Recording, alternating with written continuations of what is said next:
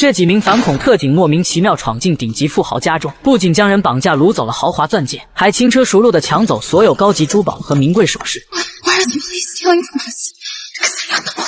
甚至光打劫还不够，他们又瞧上了眼前这名亭亭玉立的少女。在父母痛苦的哀求声和女孩无助的嚎哭声中，她被强行押上了楼。几分钟后，一辆巡逻警车停在了外面，接警收到豪宅触发警报过来查看，可开门迎接他的却是一名冒牌特警。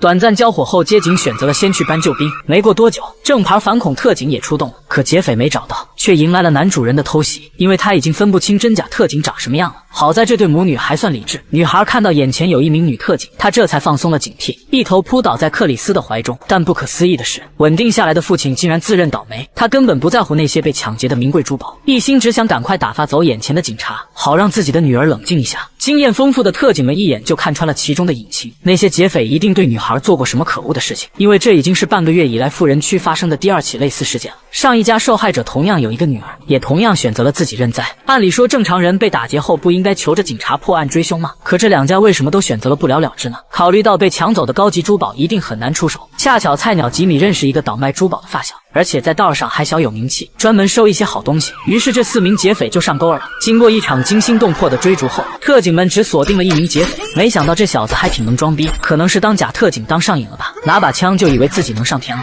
结果被赶来的吉米用车门当场拍晕，他的包里装的正是刚刚打劫来的珠宝。另一边，成功逃走的3名劫匪之间也起了内讧，其中2人在想着赶快逃命，而另一人居然还想再干一票大的。为此，他一怒之下干掉了自己的同伙。这样一来，想逃命的那个人也妥协了，到时候分赃又能多拿1份。特警组这边审讯了抓捕的劫匪，但这小子嘴很硬，律师来之前什么都不肯说，估计想从他的嘴里拿到证据是别想了。所以眼下的切入点依然是那2名受伤的女孩。他们在得知其中1名劫匪被抓后，似乎感觉到很害怕，因为真相很快就要揭开了，他们的秘密也会公之于众。女孩很关心劫匪手机里的视频会不会公开，原来手机里有劫匪羞辱他们的录像。之所以2家受害者选择了忍气吞声，原因就是劫匪在用录像威胁他们，如果敢报警的话，视频就会出现在各大网站上。所以他们的父母为了孩子着想，当然不会继续追查下去了。接着特警组给2个女孩看了劫匪在珠宝店被监控拍下的照片，其中一个小子他们都认识，或者说是在酒吧都搭讪过他们，但被他们拒绝了。而他们各自去酒吧时都有一个相同的朋友，她叫丽丽，一个住着豪宅每天混迹在各大酒吧挥金如土的女孩。队长洪都推断女孩可能会是劫匪的下一个目标，为此还打算给她当2天保镖。可这个小妞竟然想偷偷在特警们的眼皮子底下开溜，你真当警察都是吃干饭的呀？而更过分的是，她的手机里竟然有那2个女孩被羞辱的视频，但你绝对想不到，她居然把这一切都轻描淡写的说成是恶作剧，而且装作毫不知情。原来她恨那2个好朋友，因为他们曾经在自己被男生说成荡妇的时候没有帮她。